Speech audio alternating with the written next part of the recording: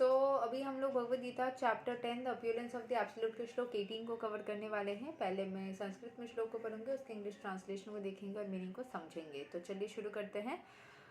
विस्तारेणात्मनो योगां विभूतिं च जनार्दना भूयः कथय्या तृप्तिर्हि शृण्वतो नास्ति मे मृताम्। O Janardana, again please describe in detail the mystic powers of your opulences. I am never satiated in hearing about you, for the more I hear, the more I want to taste the nectar of your words. तो अर्जुन बोल रहे हैं भगवान श्री कृष्ण को कि वो खुश नहीं है, जितना उनको भगवान श्री कृष्ण से पता चलना वो तृप्त नहीं है, सेटिस्फाइड नहीं है। उनको जितना वो सुनते हैं, जिससे कि हम जिससे प्यार करते हैं, जितना ज़्यादा हम उसके साथ टाइम स्पेंड करते हैं, हमें उतना ही टाइम और स्पेंड करने का मन करता है, उसके बारे में और जानने का मन करता है, उसके साथ और एक होने का मन करता है। तो सिमिलर में यहाँ पे उनके लिए साथ भी है, जितना ज़्यादा वो कृष्ण भगवान के बारे में सुन रहे हैं, उनको और सुनने का मन हो रहा है। ठीक है, तो यहाँ के एक्सप्लेनेशन को समझ लेते हैं। A similar statement was made to Suta Goswami by the of the Naimisaranya headed by Saunaka.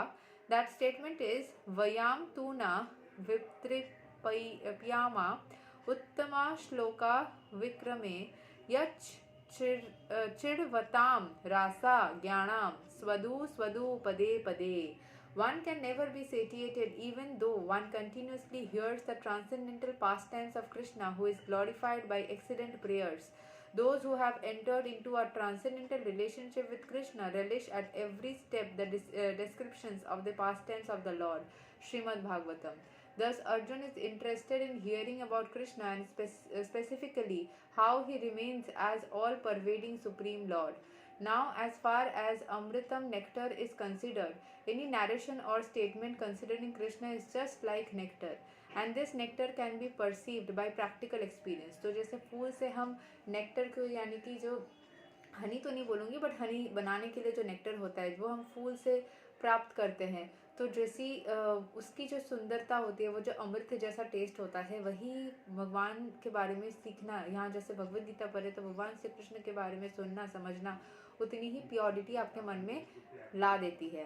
And इसको प्रैक्टिकली आप एक्सपीरियंस करके ही समझ सकते हो। Modern stories, fictions and histories are different from the transcendental pastimes of the lord in that one will tire of hearing mundane stories but will never get tired about hearing Krishna. It is वैसे उल्टे फुल्टे चीज़ें सुनते सुनते आप tyre हो सकते हो, but Krishna के बारे में सुन के आप कभी भी टायर्ड नहीं होंगे।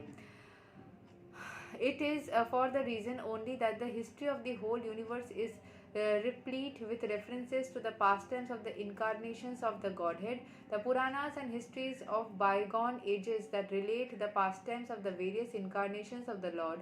In this way, the reading matter remains forever fresh despite repeated reading. So बार बार सुन सुन के भी हम कभी भी कृष्ण के बारे में पढ़े या परमेश्वर के बारे में सुने तो कभी भी हम टायर्ड नहीं होंगे।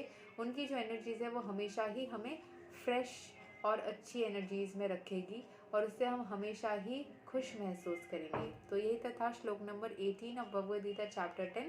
नेक्स्ट हम लोग श्लोक 19 को कवर करेंगे। हरे कृष्णा।